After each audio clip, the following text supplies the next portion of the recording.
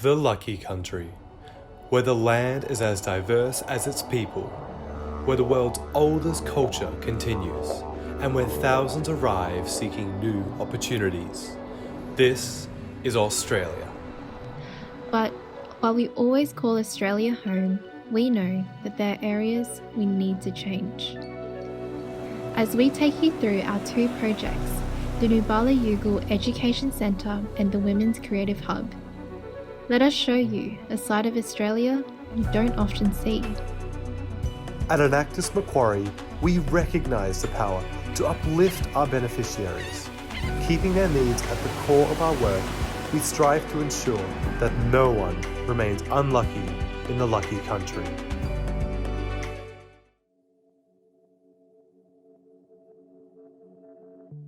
School for Australian students typically starts at 9 a.m. And no, we don't use a kangaroo to get there, but when we arrive, we are greeted by a teacher and 25 other students our age.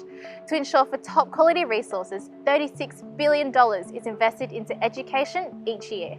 Yet, Australia is the second most unequal education system amongst developed countries. Compared to 58% of all Australians, only 19% of Indigenous adults finish high school. To understand the cause of this inequality, our team travelled to Macquarie, one of the most disadvantaged towns in rural Australia. And what we discovered was fully equipped classrooms that students just weren't attending. Taking a human-centred approach, we invested over 1,000 hours in interviews, focus groups, and community activities to understand why. Here, we met Darren, a 15-year-old basketball enthusiast. But behind his cheeky grin was a history of crime. Because he felt safer being outside than at home, he spent his nights out on the streets, often engaging in dangerous activities. And when he went to school, he'd rebel, causing him to be sent home and unable to catch up. Darren is just one of the thousands of rural youth facing this problem. So our team developed the Nubala Yugul Education Centre, a holistic approach to education that provides security, belonging, and empowerment of youth to pave their own future. First, safety. Due to complex home environments, poverty and boredom, youth in Macquarie seek refuge out on the street at night and enter cycles of crime.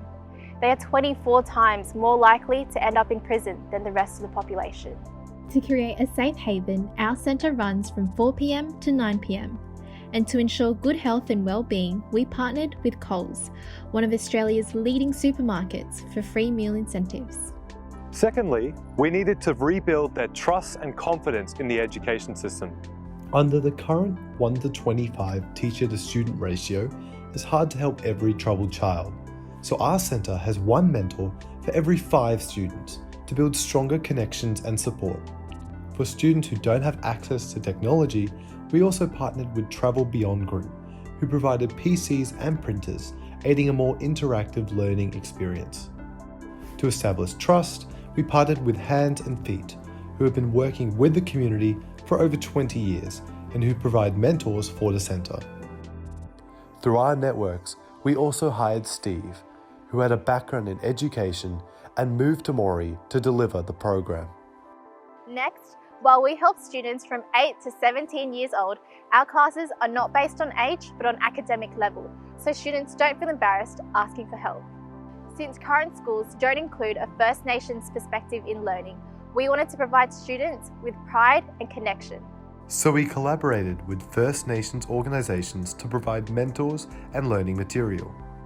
Our structure also enables students to take days off for cultural events without falling behind in class. Initially, we relied on donations, grants, and partnerships. Confident in our disruptive model, we approached the State Department of Education for direct funding, but we got rejected. This fueled our determination. We learned that local schools decide where they allocate funds, so we began negotiations where funds would be allocated to us when a student is referred. Through successful relationships with local schools and the Justice Department, students that are falling behind and that rebel are referred to our centre.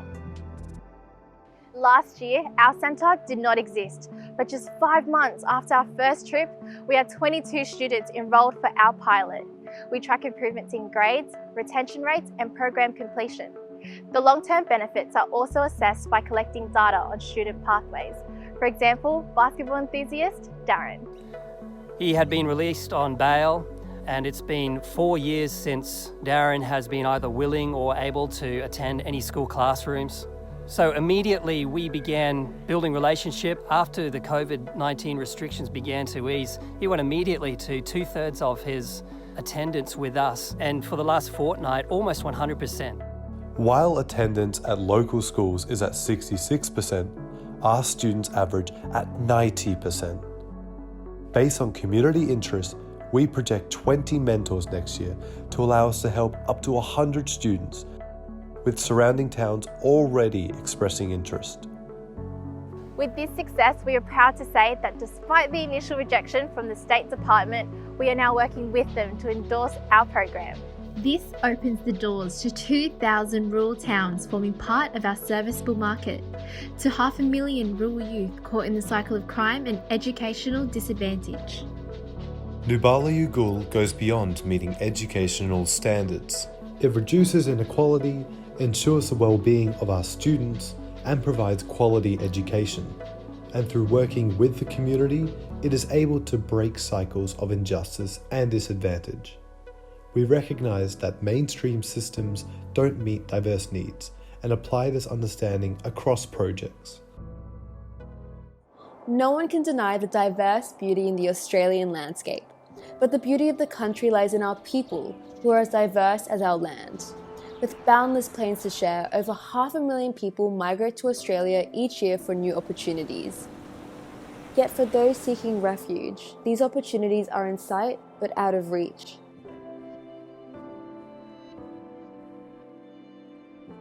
"83% of women from refugee backgrounds remain unemployed 18 months after arriving in Australia. We found a common longing to integrate into Australian society, but limited support to do so.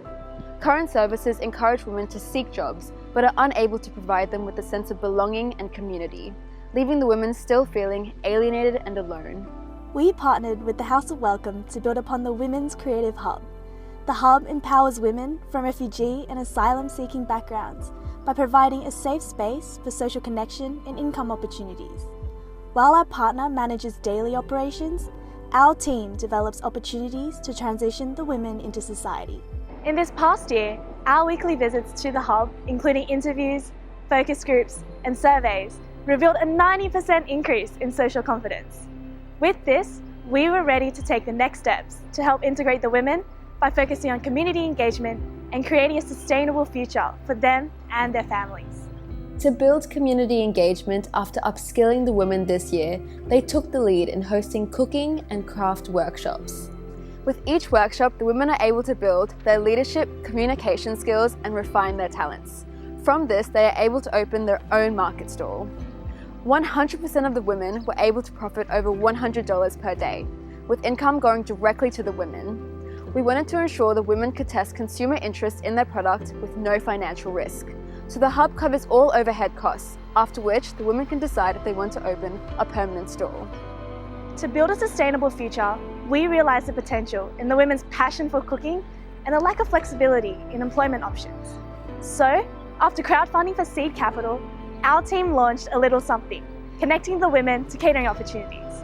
This bridged the gap between women who developed skills from the cooking workshops but were not yet ready to establish their own businesses. This year, the women independently hosted 25 craft workshops and 29 cooking classes, engaging over 300 community members. Our activities generated a gross income of $20,781. Part of this forms income for the women, while 35% is reinvested back into the Hub for workshops and expanding activities. We have also secured 2 partnerships, and based on existing demand, we project at least 1 catering opportunity per month next year, totaling a projected income of $36,000. When COVID-19 led to the temporary shutdown of our Hub, we launched a donation campaign to provide immediate relief to our most vulnerable women, covering food and transport. And to continue community engagement, we launched the Virtual Hub. Here, women share tutorials and promote their individual businesses. It also includes a store for the products unable to be sold at markets. We are now also in discussions with Macquarie University for the women to become their caterers once restrictions ease. Experience across these activities provided motivation and validated their talents. This year we have worked with 24 women entrepreneurs who through their workshops and activities have directly and indirectly impacted over 500 people. Using the Hub as a platform, 4 women have now launched their own enterprises: Chandra, Saucin, Pinky and Aska. I have a lot of friends now, all the women, I love it. When I learned all these things, now I'm cooking, crochet, knitting, everything. I like making jewelry. Before hobby, now is my job. These activities and the skills gained are the stepping stones for social confidence and integration. And the Virtual Hub ensures this impact is shared. With a strong foundation of skills, women are able to confidently step out of the hub while new women are referred. The Women's Creative Hub equips them with tools to establish a life for themselves and their families, ensuring their well-being through decent work. For some, this involves running their own businesses, but for all, this is the needed recognition of their value, reduction of social inequality, and the creation of a new future for their families. To create change in a problem spanning over generations, or to meet the emerging needs that have come with our interconnected world. It takes more than increasing funding and more than hoping that someone fits the current system. It is about meeting core needs that empower someone to thrive.